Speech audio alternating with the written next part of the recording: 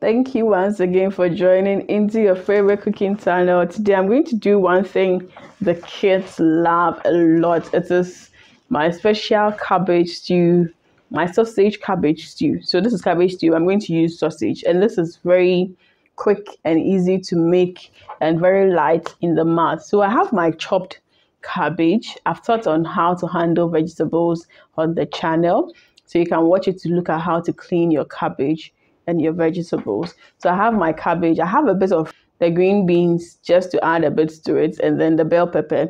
And of course, I'm using my gravy and a little bit of pepper sauce to increase the pepper over there. And I have my sausage.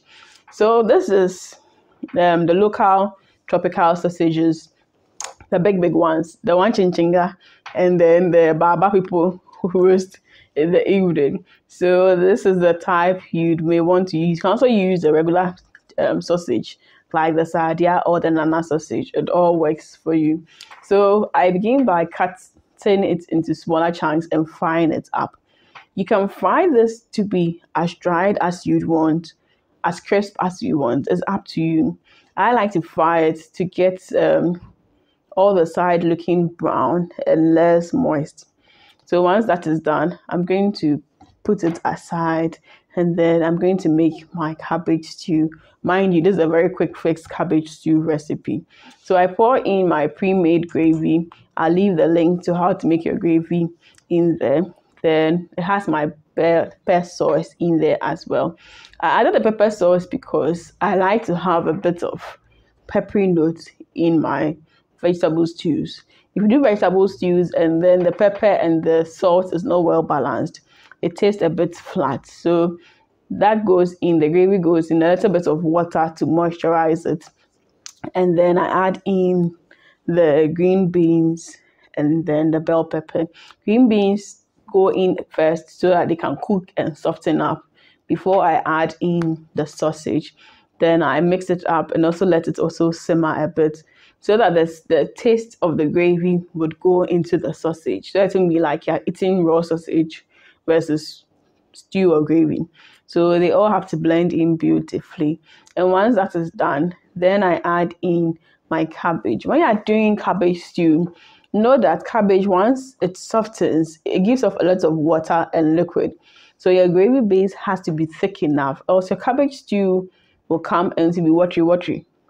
So I always say when you're doing cabbage stew, have less water in your gravy or your stew base, because cabbage itself, once heat comes to it, it becomes very soft and gives off a lot of water. And then you also need to know that when you're doing cabbage stew and the gravy base is not enough, it's not going to be very tasty. So the gravy base should be enough for the cabbage.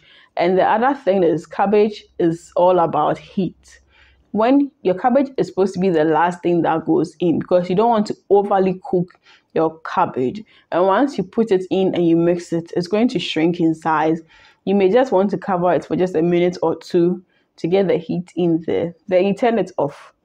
Your cabbage shouldn't be on fire for more than 5 minutes. When you do that, you are denaturing the cabbage. And especially when you're going to store your cabbage in the freezer, you should just toss it just a little bit, so that when it goes into the fridge or you're going to reheat, it doesn't become too soft when you're eating. So these are some of the tricks to making your cabbage stew. And because of the sausage feel, it is just out there. So do try the sausage cabbage stew recipe, which is a quick fix and an easy peasy and very healthy and tasty, and the kids would also love as well. Till I see you in the next food video, we'll be glad if you support the channel with your views, your likes, and most importantly, sharing to others to also do same.